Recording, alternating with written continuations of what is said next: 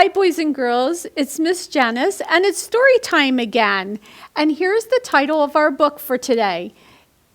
The Animals Would Not Sleep by Sarah Levine. The animals were making a ruckus. It's getting close to bedtime, Marco's mom said. Time to put away your toys. You mean time to sort the animals, Marco said. That's what a scientist would do. Marco made signs for his baskets.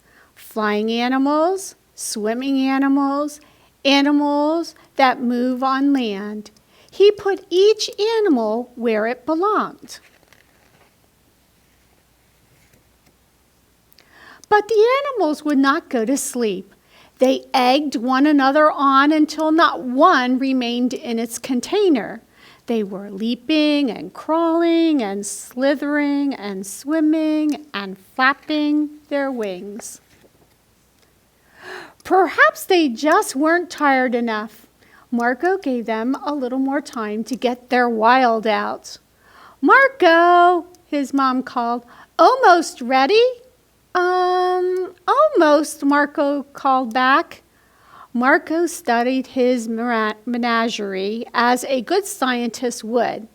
Maybe the animals would have better behavior if they were organized differently. He made new signs and tucked the animals in their appropriate baskets. Mostly brown, black and white, colors of the rainbow.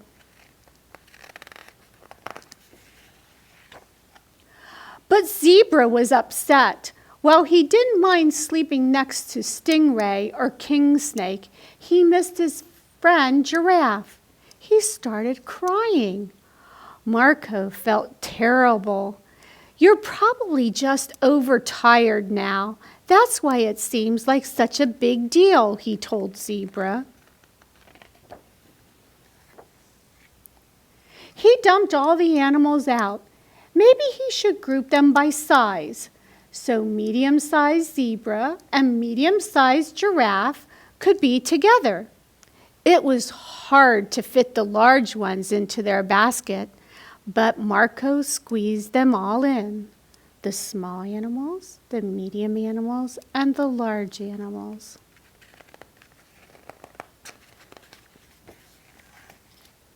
He started to put on his pajamas, but he didn't get far. A terrible sound was coming from the basket labeled large. Marco peered inside. I'm smushed, Dinosaur said. My spikes are bent. I'll never fall asleep. Me neither, said Dancing Flamingo. My neck is cramped. It did look uncomfortable. Plus, I miss Rainbow Bear, Dancing Flamingo added. What's going on in here? Marco's mother asked. Are you getting ready for bed? I'm trying, Marco said, but my animals aren't cooperating. Now he heard squeaking and buzzing from the small animal bin. What's going on in there? Marco asked. Baby Mouse wants his mommy, Spotted Dotty exclaimed. Also, it's too cold for us in this big, drafty basket, Turtle added. Two more minutes, Marco's mother called. Marco had to think fast. Being a scientist, he was used to coming up with ideas and thinking outside the box. He dumped the animals back onto the floor. Can't I just sleep in your bed tonight? Whined Birthday Bear. Yellow Bear started crying for no reason at all. Everyone was getting cranky and time was running out. Marco knew that good scientists care about their animals. Helping them feel safe and cozy was important. He also knew that sorting could still work. He placed the large animals at the foot of his bed, where there was plenty of room to stretch out. He placed the medium animals along the wall, and he placed the small animals behind his pillow where they would feel snug and warm. He leaped into bed just in time. Everything was quiet and still when his mother came in to say good night. "Good night, Mama," Marco said. "Sleep tight, Marco," said his mom. "Looks like you got everyone sorted and settled in." "Yeah, well, that's what a scientist can do." And there they all are in his bed, and they're all messed up after all, and they all fell asleep. And that's the end of our story. Okay, boys and girls, I have some activities for you to do, and the first one involves the buttons here on this paper, and there are different shapes. And what I would like you to do first is to color them, and then get a grown-up or maybe one of your older brothers or sisters to help you cut on the dotted line so that you have little squares with the button inside. And they should look, here I did mine, here are my circle ones, my buttons are all colored. I won't show you them all, but here are my stars. Okay, and now I have these jars, and what I would like you to do is lay these out on the floor, and there's a total of 6 jars. This one says oval, and this one says circles. This one says stars. The next one says triangles. Then we have squares, and we have flowers. And what I would like you to do is, I would like you to sort your buttons that you just got done coloring. And let's look at this jar, and it says squares. So you look at your buttons that you colored, and you find all the ones that are squares. And you're just going to lay them on your jar that says squares. And you're going to do that for each one. I'll do another one. This says flowers. And you find the buttons that you colored, and they are the flower shape. And you go through all the other jars and see if you can find the right buttons to put into the jar that of the title at the top, on the top. Now, I do have something else for you to think about doing. You don't have to do it just by shapes. You can do your buttons in several different ways. You can do colors. That would be really a good way of sorting out your buttons. You could also do, on the buttons, there are holes that Mommy has to put her needle through when she's sewing the buttons on. So you could do all the buttons that have 2 holes, or all the buttons that have 4 holes. I have a collection of buttons, and this is just a small part of my collection, and I have them in a jar.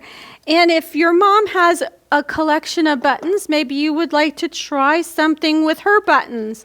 For example, you might want to try to find matching pair buttons. There may be 2 of the same kind, so you find matching ones. You might want to find buttons that have 4 holes and put that in a pile, and buttons that have 2 holes and put those into a pile. So you can sort it by way of the holes, just like you did your colored ones.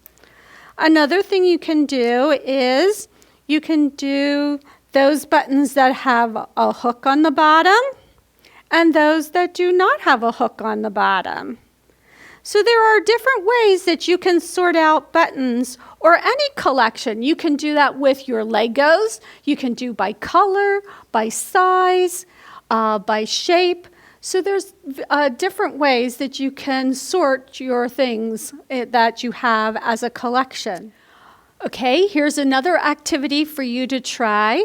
This one is also a sorting, and I have this picture of a barn, and that represents a farm. And then I have this picture with some trees and some bushes, and that's supposed to be a jungle. What I would like you to do first is color both of those pictures, and you can choose whichever way you want to do the barn. This is how I did my barn.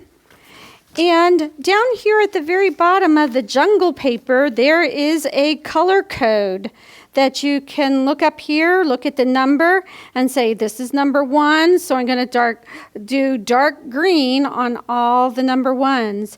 And 2s, you're going to do light green. And 3, you're going to do brown.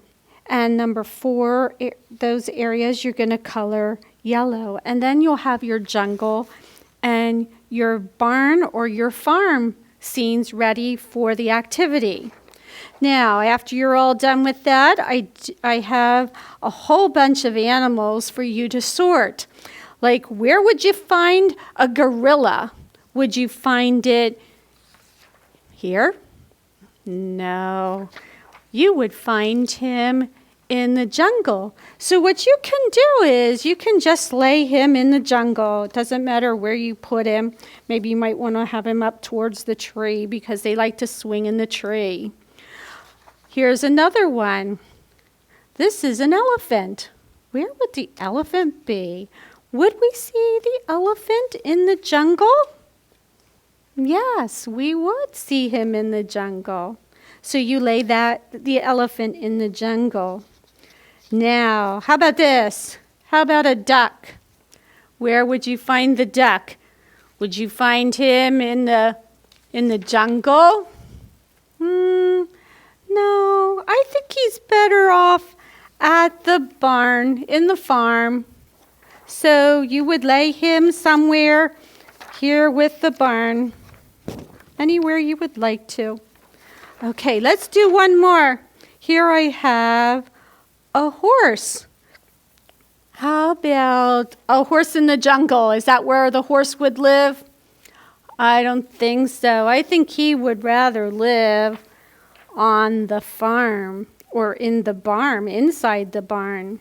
So that's what I would like you to do, is take the animals and separate them from those that live in the jungle and those that live at the farm. Now, after you're all done with that, separating them that way, you can do something different with these. You might want to do those animals that have feathers. Separate all the ones that have feathers and put them over on one side, and those without feathers on the other side. Maybe you might want to choose to separate your animals into, I would like to have a pet. Oh, what would be some good animals that would be a pet? Would a horse be a good pet? It might be a very good pet on the farm. How about an alligator? Would you say he's a good pet? Well, no, he's pretty dangerous to have as a pet. So you can do the animals that you could possibly have for a pet, whether at your house or if you lived on a farm, and on the other side you put the animals that would not be a very good pet to have. So have fun sorting out all the animals. There's pretty many here for you to do, and I hope you enjoy doing this activity. Okay, boys and girls, there's another activity I have for you to try. This is sort of like a game. You can play it as a game. You need bags like this, a plastic bag, or else you can use a little lunch bag. Choose either one of these. I'm going to choose this one for right now to show it to you. And everybody who wants to play the game gets a bag. And then you find some containers, and I would like everybody to have their own containers. And you can I'm using plastic containers, You can use boxes, shoe boxes, or you can use, baskets. So there are different things that you can use, but everybody needs their own containers. What I did was I put a color on the containers. Here's blue, red, and yellow. And you can have just 2 colors or 3 colors, and then everybody gets their bag and walks through the house and finds different things of these colors, yellow, red, or blue.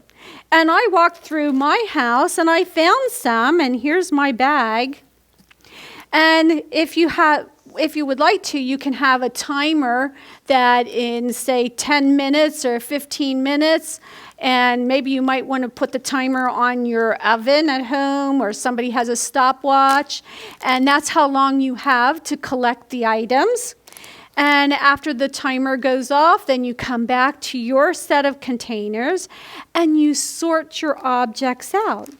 So I have a yellow star I found, and I have a red clip, and a blue rubber band, and I have a red lollipop, so I'll put it in the red container. And I found the yellow marker, so I'll put that in this container. And the last one I found was this takes care of my computer screen. It cleans it very nicely. And it's all blue, so I'm going to put it in that container. After everybody has sorted out their things in the different containers, first thing you're going to do is check to make sure everybody put their things in the correct container. We don't want to see any red things in the yellow container. So that's the first thing you're going to check. Then the next thing you're going to do is you're going to take one color at a time and see who found the most objects for that color. I found 2, and maybe somebody else will find 5 or 6 or 7. So you find out who found the most objects in each one of the containers. So that's just a fun activity to do that everybody in your family can play. So have fun doing that one, and good luck on finding objects. I want to share with you one more thing about this book. In the very back, it has some really good information on the back. Over here is how scientists sort out different animals. That was very interesting how they do that. And then on this page is some other activities that you can do at home. There's a really nice one down here. It's about sorting out your laundry, helping moms sort out your laundry. These make a pile for mom, all her clothing, dad's clothing, your clothing, or else you can sort it by the type of clothing it is. Put all the shirts in a pile, the socks in a pile, the pants in a pile. So there's different ways that you can help mom sort out the clothing, maybe even by colors. And there are other activities that you can look at when you check out the book at the library, and then you can try some of the other activities in the back of the book. I also want to share with you that I do have packets again, and inside you will find the pictures that you need to color for the farm and the jungle, and there is a packet of animals inside, and you'll also find the jars for the buttons. And you'll also find the paper with all the buttons for you to color. The only thing I did not put in there are the items that you will need for the game, the fun game, with the containers, and also using the plastic bag or the lunch bags. I do not have any of those inside. I'm sure that there's something at home that you can use for that activity.